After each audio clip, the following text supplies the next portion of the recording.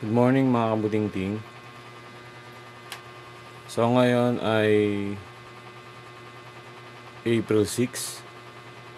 Meron tayong pasyente ngayon. So ito kagabi pa pinadala sa atin. Kaya lang hindi ko siya hindi na kinaya ng powers ko. Sobrang pagod na. Kaya ngayon natin siya gagawin. Ang oras po natin ngayon is 7:15. So kagigising ko lang. Then ito yung una natin gagawin. Ba't nagbe-blur? Ayan. So ang problem nito ay may display naman siya, kaya lang nagno-no bootable device siya. So check natin mga butingting.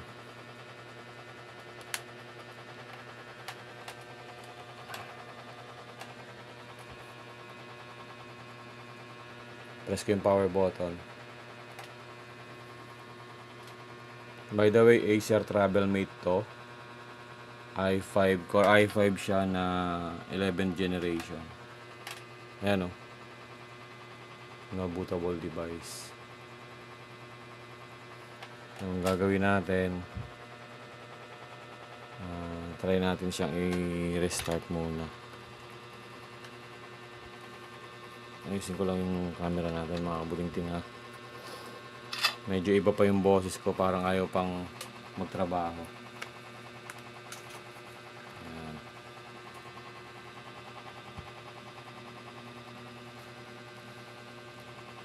So na-restart natin siya. Pasok tayo sa BIOS.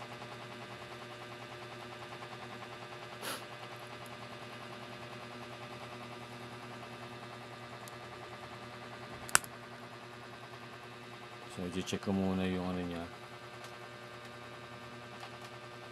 Check ko muna kung nade-detect ba.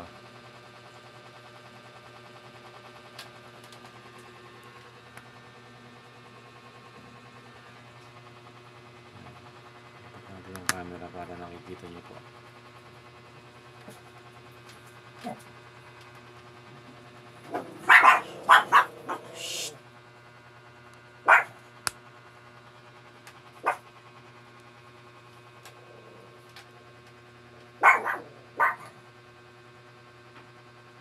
So hindi na-detect yung hard drive natin or yung SSD.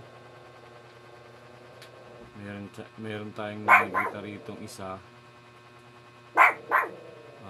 HDD1 model ng Toshiba.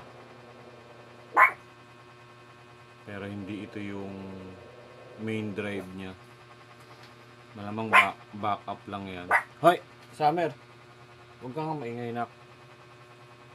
Toshiba. Malamang may ano lang to, backup drive lang yan. So hindi na detect.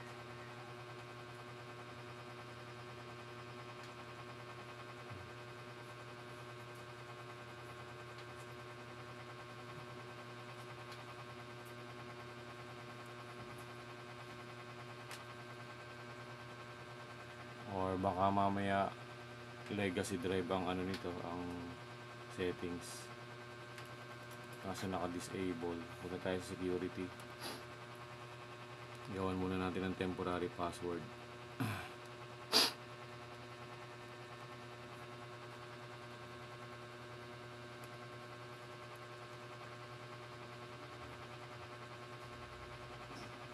Puntahan natin yung UEFI. Disable natin.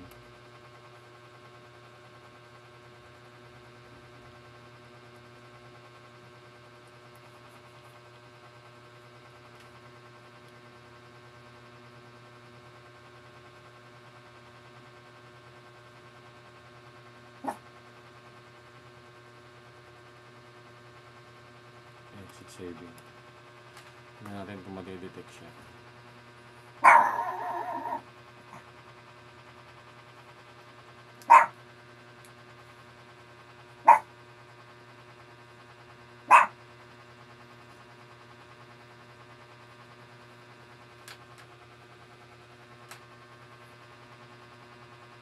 no bootable device pa rin siya.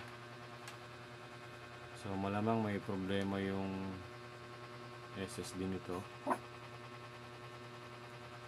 F12 tayo para ma-boot natin siya. Yan, hindi rin lumalabas dito yung ano niya, SSD niya. Punta tayo sa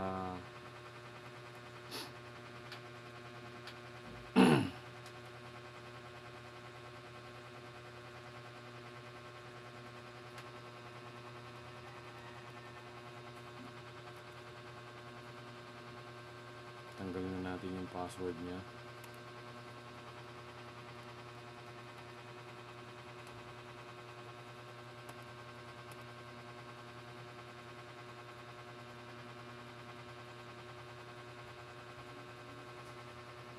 Mali. Magka-security. Lagyan natin ulit ng password.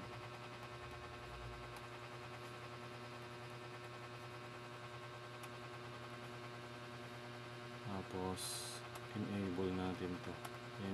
Yan yung settings niya talaga.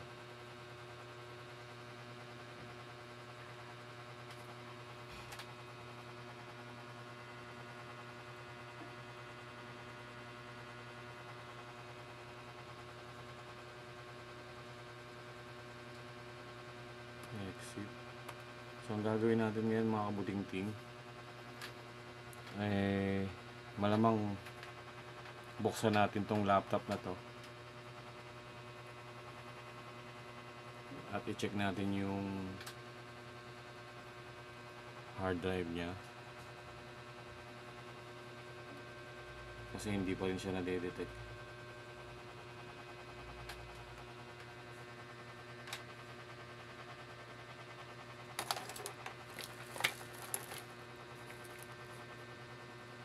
Ayusin natin tong camera natin.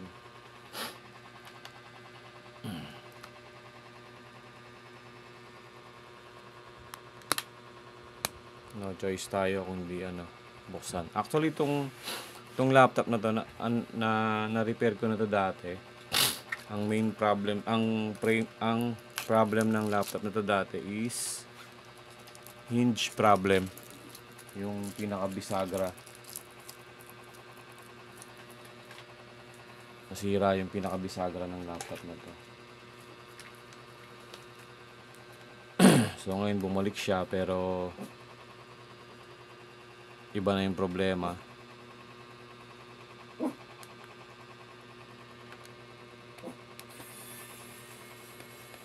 Ang dami niyang kulang na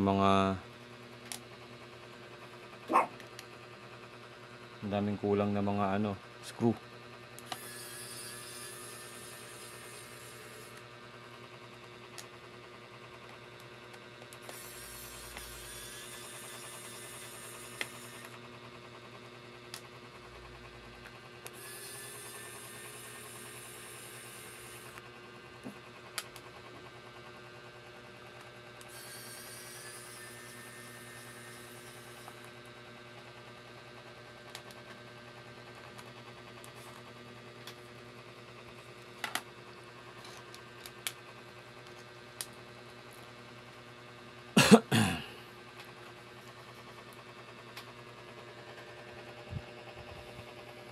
Check muna natin. Ayun. Kulang pa ng dalawa.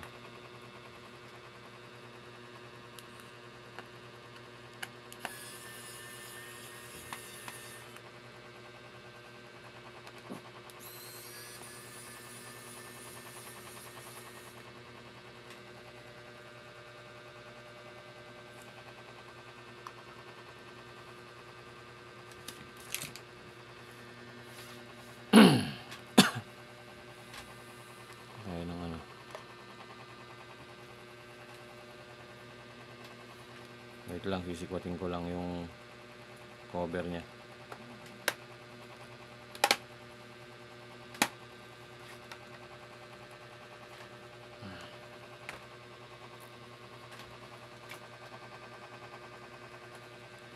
Para ma-check din natin yung SSD niya kung good pa ba or hindi na. So meron naman tayong video na ginawang ganyan, how to check the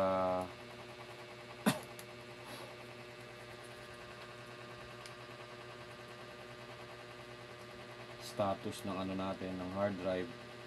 Paano malalaman kung good pa o hindi na.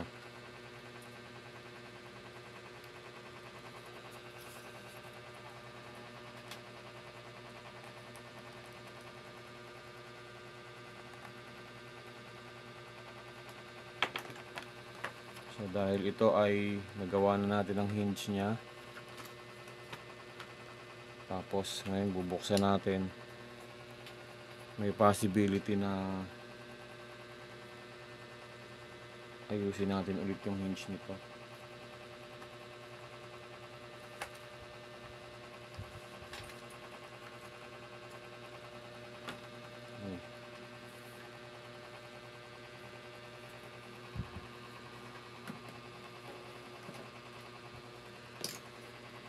So tama nga tayo, mga kabutingting. Dalawa yung drive niya, ito yung Toshiba. So papakita natin. Ito yung hard drive niya, ito yung hard disk. Toshiba yung nakikita. So ito yung backup. Then ayun yung SSD niya. Ito yung may problema. Hindi siya nag-loose. Yan, hindi nag-loose. Ayan. Ayan natin, zoom ko. Naka-screw pa rin siya. So meaning hindi natanggal yung SSD niya. Pero may duda ako na malamang may problema na yung hard drive niya kung bakit hindi siya na-detect. Pwedeng may problema na yung hard drive or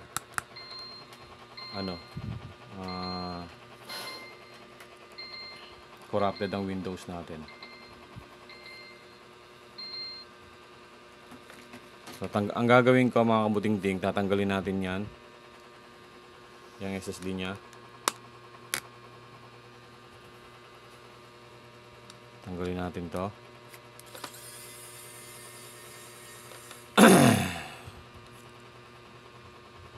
Then check natin yung status ng SSD na yan, kung good pa or hindi na. Gamitan natin siya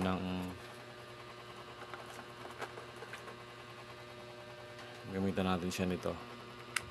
Yan.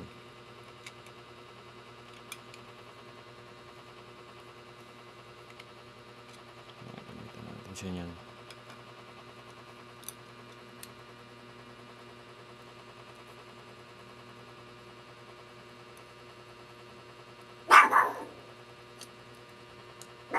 Nangyari. Baliktad.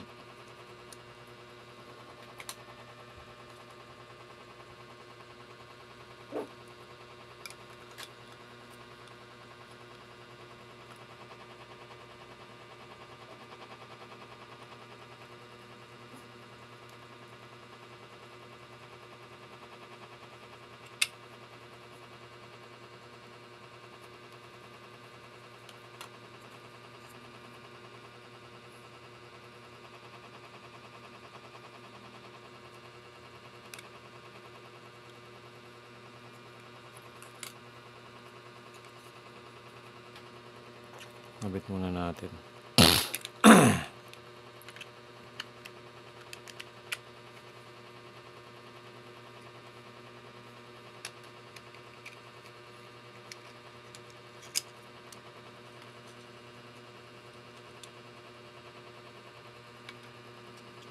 Nangyari rito. So kabit natin to rito sa loob.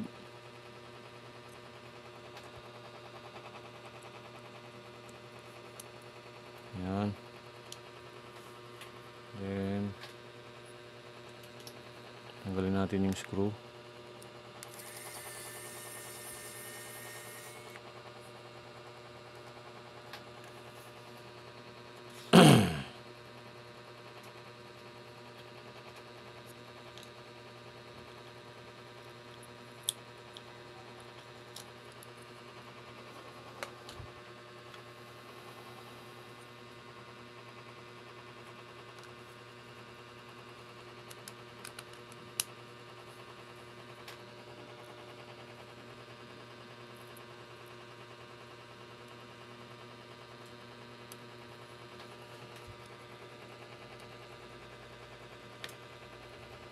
Wait lang mga budingting ha.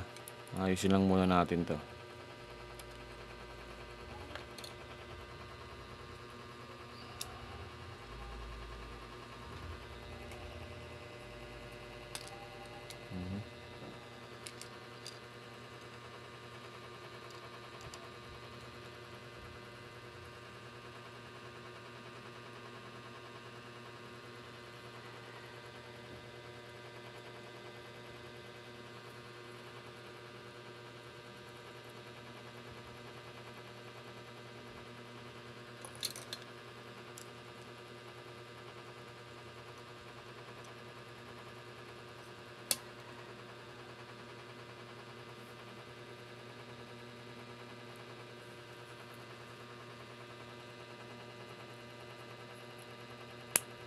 So kailangan natin siyang gamitan ito kasi para ma-check natin yung status ng hard drive niya, itong SSD, kung okay pa ba or hindi na.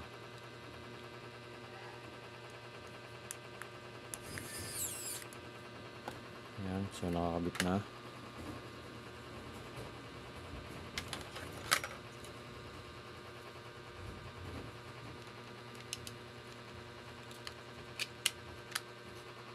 Okay. So ngayon kakabit natin siya dito sa ating wait lang, ayusin ko lang muna tong monitor. Ayusin ko lang tong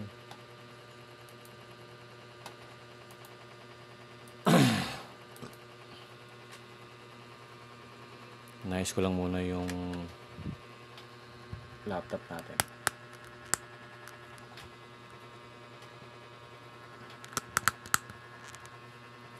So kakabit natin to rito para ma-check natin kung nade-detect ba siya. Ayan, so nagbi-blink po yung ano natin. Tingnan natin kung madedetect siya rito sa computer ko.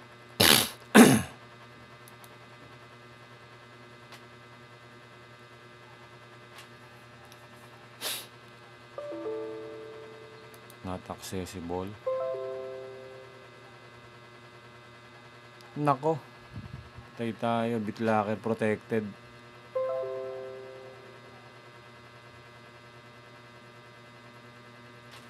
Lumalabas sa system natin yung sa laptop is BitLocker protected yung drive niya. So meron na akong ginawang ganito dati mga kabutingting. Ayan, papakita ko sa inyo. Meron na akong, may nagpa-repair na sa akin ng ganito dati pero hindi ko siya nagawa.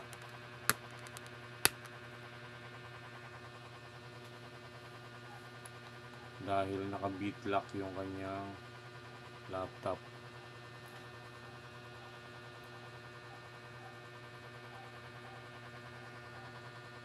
Ayan o, yung local, ito, itong local disk E na to,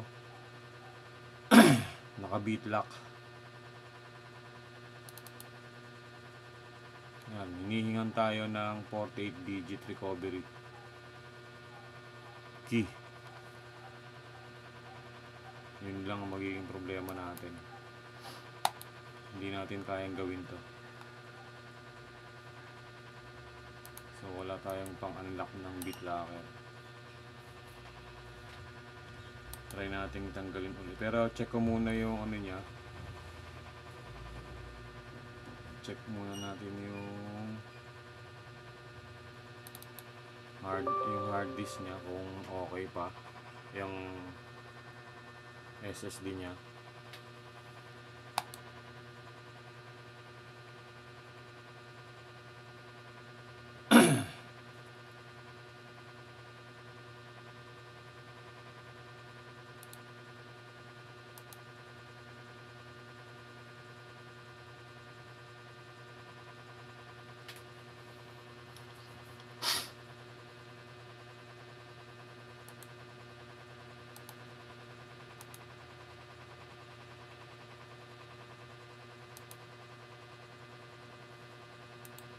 Tagal lumabas ng ano natin.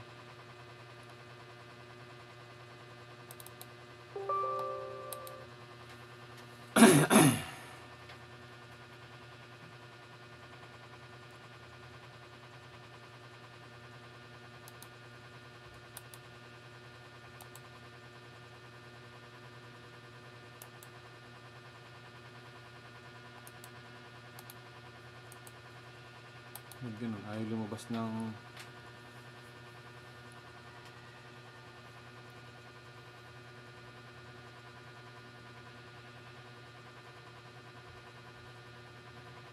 Hindi lumalabas yung HDD Sentinel natin ah.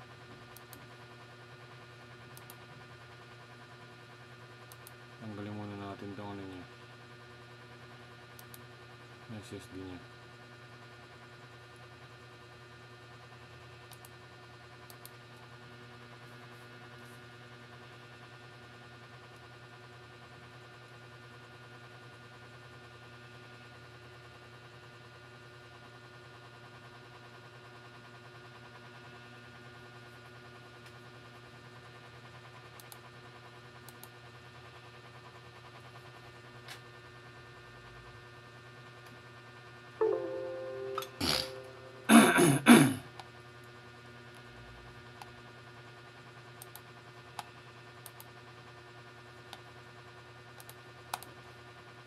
Open natin si HDD Sentinel. Yun o. Ayaw bumukas ng ano niya. Ayaw bumukas ng hard disk Sentinel ko, tong apps na to, kapag nakakabit tong SSD niya. So ang ginawa ko, binuksan ko muna, saka ako ikakabit tong SSD. So ikakabit ko na siya. Ayan na.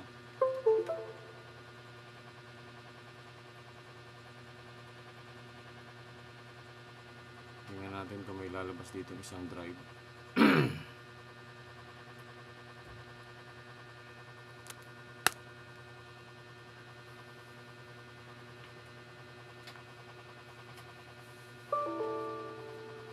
Yan o, nagpa-pop up. E is not accessible.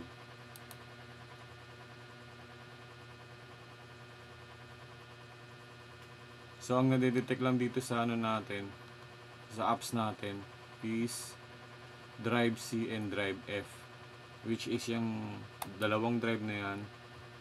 Yan yung hard disk ko. Ano, C, F. Kita ba? Yan.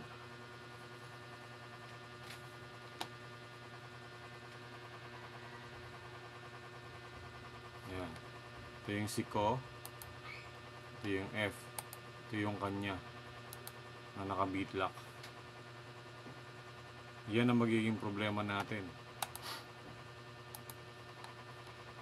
Tapos hindi na detect dito sa ano natin, no? Hindi siya na detect.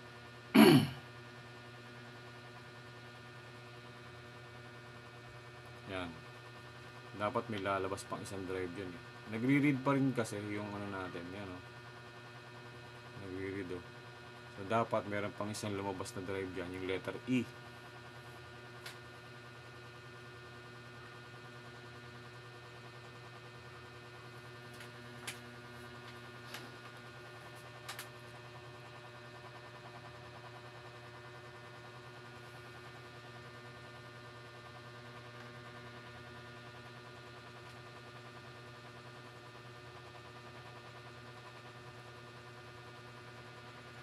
Ay.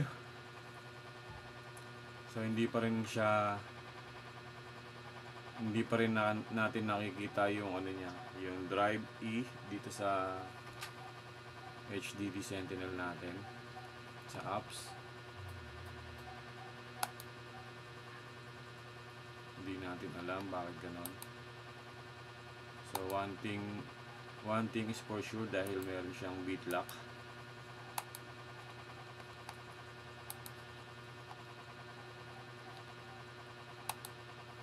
Buksan natin tong yan o, may beat lock. Hindi natin ma-unlock yan kung wala yung 48 digit recovery key. Nihingian tayo. Yan, pakita ko po sa inyo, naka-zoom eh.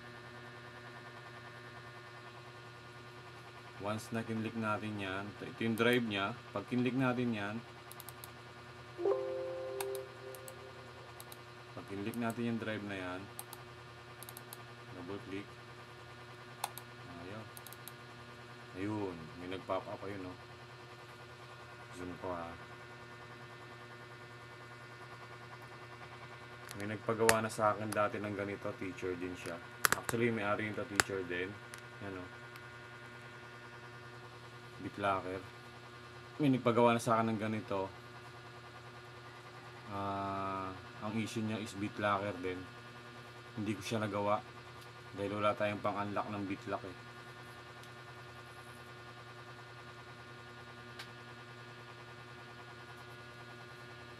Wala tayong pang-unlock ng bitlock. Dati nung nasa company ako, meron kaming ginagamit na ano doon. Nagtatrabaho ako sa company, meron kaming ginagamit na pang-unlock ng bitlocker. Provided ng company. Alam ko kasi ano to, eh. Paid yan, eh, paid. So wala tayo niyan. So ang gagawin natin, sabihan natin si customer natin na naka-bitlock yung ano niya, hard drive niya. Kaya hindi natin mabubuksan.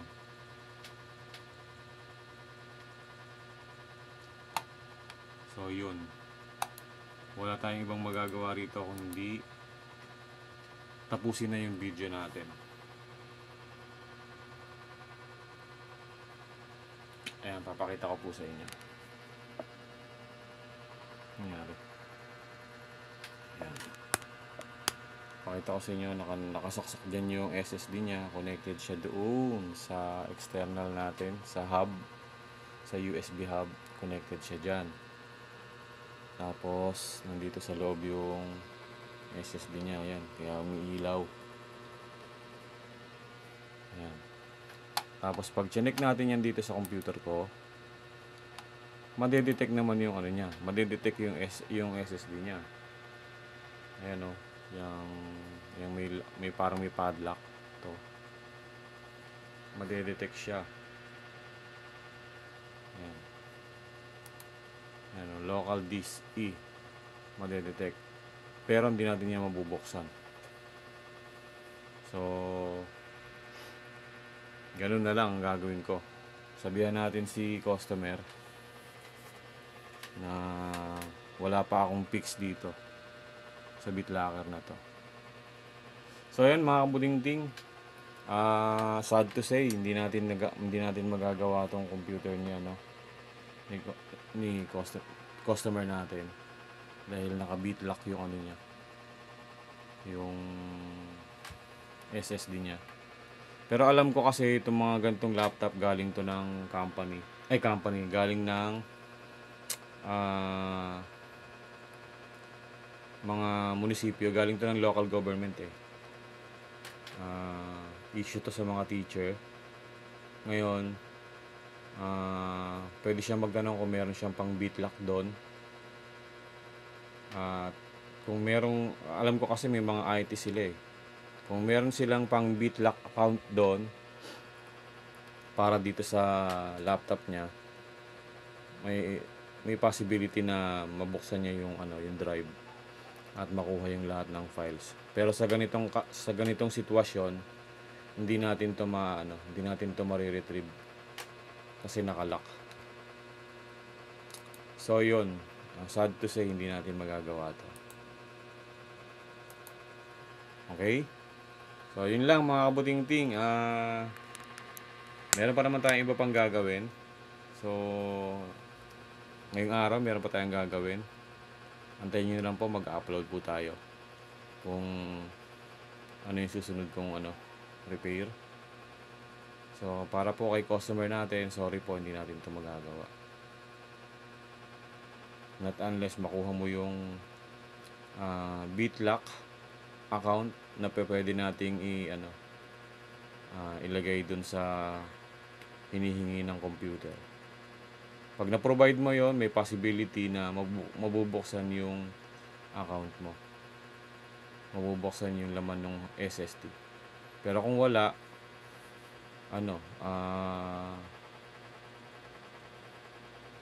no choice tayo. So, ayun lang. Maraming salamat mga kabudingting. Thanks for watching. And ingat po tayo palagi. And have a nice day po. Happy weekend. Bye-bye.